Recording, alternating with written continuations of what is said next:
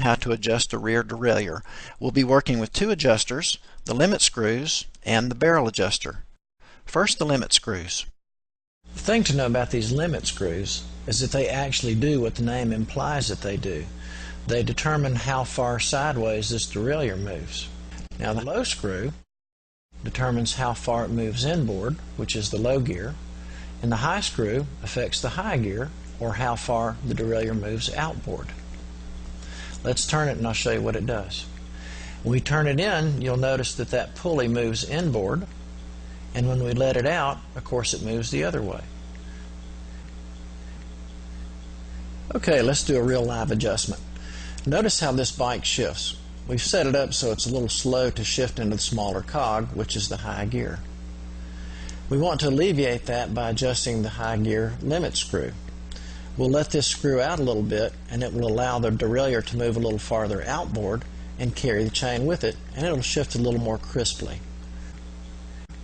Now we've set up the derailleur so that it won't shift into the low gear or big cog. Just like we did with the high gears, we'll let the low gear screw out a little, and the derailleur will move farther inboard, carrying the chain with it and onto the big cog.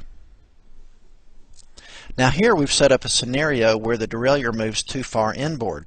The problem here is that if the derailleur moves too far inboard, it will overshoot the cog and throw the chain into the spokes. So we'll prevent that problem by turning the low gear screw in.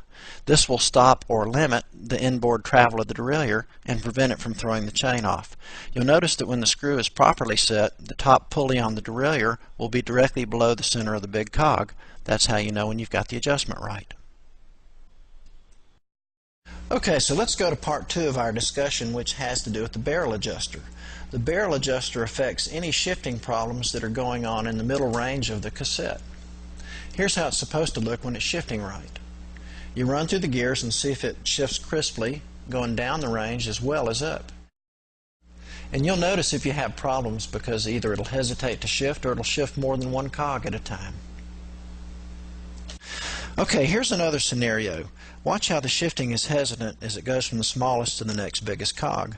That's an indication that there's not quite enough tension on that cable. We'll check it through the whole range and see how it behaves. But we can see we need an adjustment, and we'll make it on this barrel adjuster. We'll add tension to the cable by turning the barrel adjuster counterclockwise. And then we'll check the shifting again, and notice we'll check it on the low gear range as well as the high one. And when we have the adjustment right, it'll shift crisply through the range, both going up and going down. And here's our final check. We want to be sure that these pulley wheels are aligned with the cog that the chain is on. When the adjustment is right, that'll align in the high gear, it'll align in the middle gear, and that pulley will align with the biggest cog, which is the low gear. And when you've got those all squared away, you've got your adjustment.